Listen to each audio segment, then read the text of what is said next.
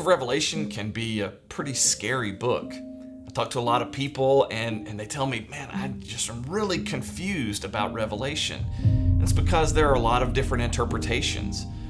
Well, it was the British author G.K. Chesterton who once said that although John sees a lot of strange monsters in his vision, he doesn't see any monster half as scary as one of his commentators. And I think he's right, because there are a lot of strange ways of interpreting Revelation.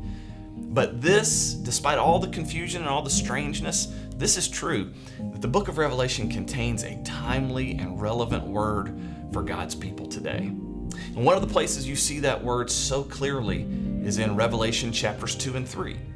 I'd like for you to spend a little time reading those two chapters together. It contains really 7 letters that John writes on behalf of Jesus that he sends to 7 different churches. It'll only take you about 4 or 5 minutes, but read those 2 chapters out loud or together, and then we'll have some questions for you to think about after you're done.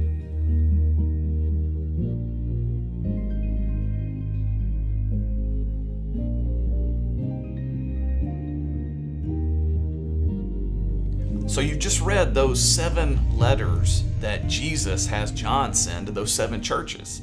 And you can see there's a fairly predictable pattern in those 7 letters. Sometimes Jesus has words of encouragement, sometimes Jesus has words of rebuke, but every one of those letters ends the same way. Jesus makes this statement, "To the one who conquers, I will give the right to eat of the tree of life." Or maybe your Bible says, "To the one who is victorious, I will give him the right to be clothed in white." And so it goes on and on, this language of conquering or being victorious.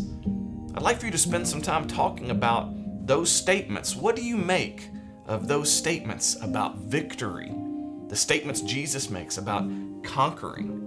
What does Jesus mean when he talks about being victorious?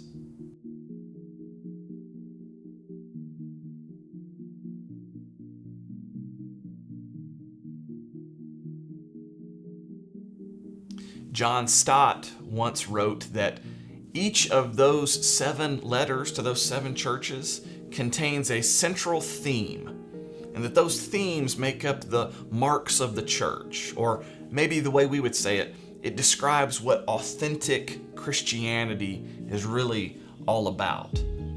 Those 7 letters contain these themes. To the church in Ephesus, Jesus has this theme of love. To the church in Smyrna, the theme seems to be suffering. To the church in Pergamum, the theme is truth.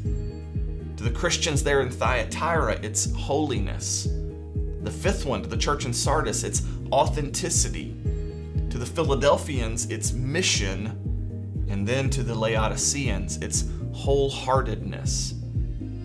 If Jesus were writing a letter to the church today, if he were writing a letter to you and to me, which of those 7 areas do you think Jesus would give us high marks? What would be his words of encouragement relative to those 7? And also, in your opinion, which of those 7 do you think Jesus would have a word that's a little bit harsh, a word of correction for the church today?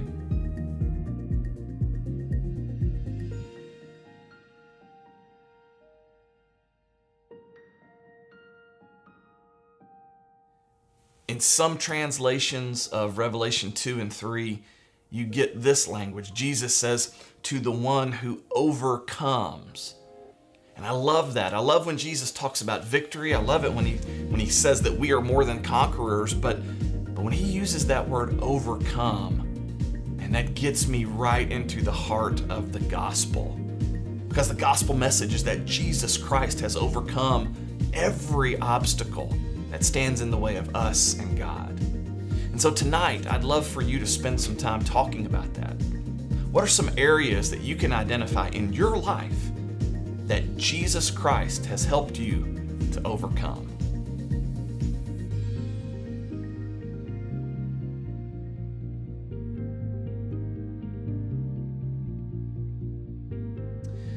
Once again, I'm reminded of how timely and how relevant this message is that we find in the book of Revelation. Based on what we've heard here from chapters 2 and 3, My prayer is this, is that we could continue to walk in the victory that King Jesus brings about in our lives.